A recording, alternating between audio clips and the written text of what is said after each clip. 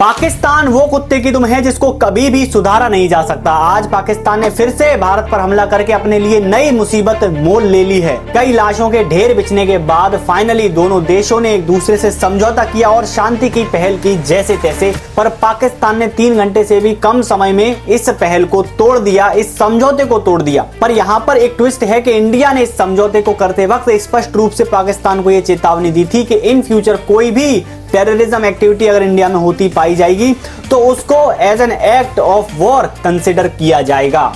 और पाकिस्तान ने महज 3 घंटे से भी कम समय में इसको वॉयलेट कर दिया है और इसका इंजाम अब पाकिस्तान को भुगतना पड़ेगा। इस भिखमंगे देश ने भारत पर हमला करके अपनी मौत को दावत दे दी है। ये किस बात पर उछल रहा है? शायद IMF के लोन पर, जो कि 2.4 बिलियन अमाउंट का है। क्या उससे ये जंग जीत जाएंगे? क्या ये टर्की के ड्रोन्स पर उछल रहा है? क्या इसको लगता है कि टर्की के ड्रोन से ये भारत से जंग जीत जाएगा? या इसको ये लगता है कि चाइना के सपोर्ट से ये जंग जीत जाएगा? नहीं जीत पाएगा। कितनी भी कोशिश कर ली जाए, कितने भी हाथ पैर मार लिए जाएं, पर इस बार ये भिखमंगा देश बर्बाद होकर ही रहेगा।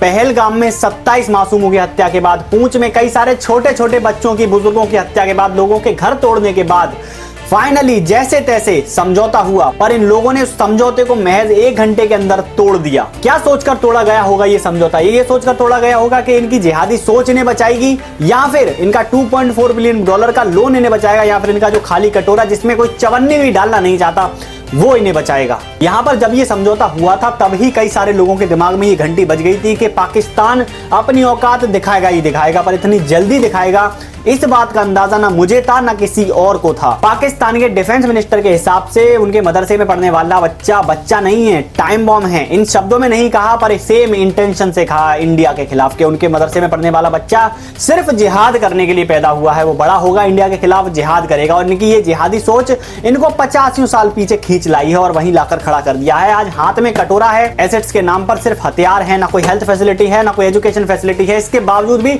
अपने बाप से पंगे ले रहे हैं। एक झटके में पूरा पाकिस्तान साफ हो जाएगा। ये बात 1999-98 के समय पे अटल बिहारी वाजपेयी ने भी कही थी और आज फिर से ये चीज सच होती दिख रही है। पाकिस्तान ना उस समय भारत का सामना करने लायक था, ना आज भारत का सामना करने लायक है। अगर ये टर्की के हथियारों पर फूल रहा है, निपटा दिया जाएगा। चाइना पर फूल रहा है, निपटा दिया जाएगा। उस 2.4 बिलियन डॉलर के लोन पर फूल रहा है, निपटा दिया जाएगा। ये हमला करके पाकिस्तान ने अपने अंत को अब दावत दे दी है और अब देखना यह है कि हिंदुस्तान की सरकार और आर्मी इस पर अब क्या एक्शन लेने वाली है। अब तक सिर्फ हम उनके हमले को डिफेंड कर रहे थे, ये कोशिश कर रहे थे हर तरह से कि उनके किसी भी हमले हम तक ना पहुंचे, उनके पोर्ट डिस्ट्रॉय किए ताकि उनके जहाज भारत तक ना पहुंच सके। हर तरह से हमने सिर्फ खुद को बचाने की कोशिश की, पर अब कोशिश शायद पाकिस्तान को निपटाने की जाएगी। मेरा बस इस बार यही कहना है कि इस बार हो सो हो, बस पाकिस्तान का नाम इस दुनिया के नक्शे से साफ हो जाए। बाकी आपका इस सब पर क्या कहना है, क्या आप चाहते हैं, कमेंट में बता देना। मैं मिलता हूं आपसे अगली वीडियो में, तब तक के लिए जय हिंद, जय भारत।